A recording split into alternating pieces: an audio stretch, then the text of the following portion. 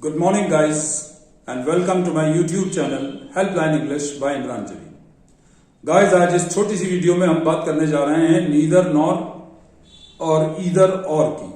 आप इनको neither nor बोलें या नाइदर नॉर बोलें, ईदर और बोलें या आइदर और बोलें, दोनों में कोई फर्क नहीं है, कोई अंतर नहीं है, दोनों बिल्कुल सही माने जाते हैं इंग्लिश में। आगे बढ़ें इससे पहले मैं आपसे रिक्वेस्ट करूंगा कि मेरे इस channel helpline English by Imran Jaleel को सब्सक्राइब करें और अगर मेरी ये वीडियो पसंद आई तो लाइक और शेयर भी करें।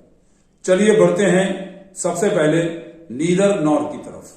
नीदर और नॉर का मतलब होता है ना तो ये ना ये, दोनों चीजों में से, दोनों ऑप्शंस में से, दोनों विकल्पों में से ना तो एक ना दूसरा, कोई भी नहीं, कुछ भी नहीं।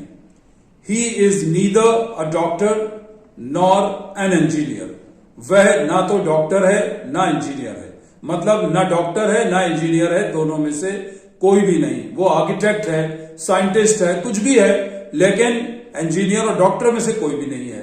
तो he is neither a doctor nor an engineer. तो नीदर के साथ नॉर आएगा और नहीं आएगा, ये ध्यान रखिए। और सबसे बड़ी ध्यान रखने की बात यह है कि अगर नीदर के बाद नाउन आ रहा है तो नॉर के बाद भी नाउन आना चाहिए रूल्स के हिसाब से। दोनों क्लॉजेस को मैच होना चाहिए। इधर डॉक्टर आ रहा है जो कि नाउन है, तो उधर इंजीनियर आ रहा है जो कि नाउन है। He is neither a doctor nor an engineer. अब देखिए वर्ब वाली एग्जाम्पल, जिसमें अगर नीदर के बाद वर्ब आए तो नॉर के बाद भी वर्ब आना चाहिए इंग्लिश के रूल्स के हिसाब से।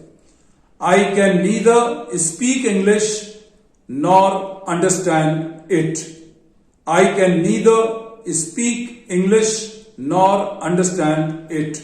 मैं ना ही इंग्लिश बोल सकता हूं ना ही समझ सकता हूं।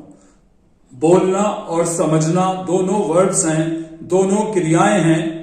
स्पीक वर्ब है तो अंडरस्टैंड भी वर्ब है। नीदर के बाद पहले अगर स्पीक आया तो नॉर के बाद भी अंडरस्टैंड आया। I can neither speak English nor understand it.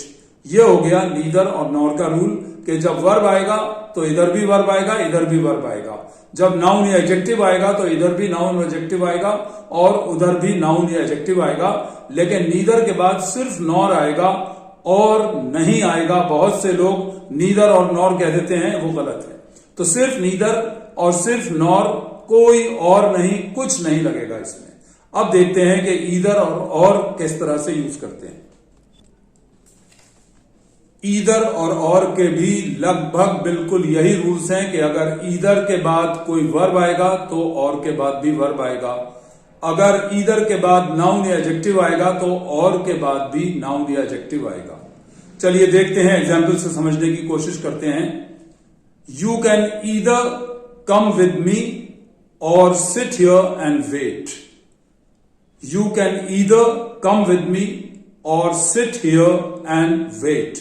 तुम या तो मेरे साथ चल सकते हो, चलना वर्ब है, और sit and wait, और या बैठकर प्रतीक्षा कर सकते हो, इंतजार कर सकते हो। तो बैठना और वेट करना ये फिर दोनों वर्ब्स हैं।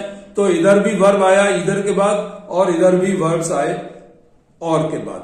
तो इधर you can come with me या you can either come with me, दोनों तरह से आप कह सकते हैं। You can either come with me और सिट हियर एंड वेट। बस ध्यान ये रखना है कि ईदर के बाद कम आया तो इधर और के बाद सिट एंड वेट आया, जो कि फिर दोनों वर्ब्स हैं।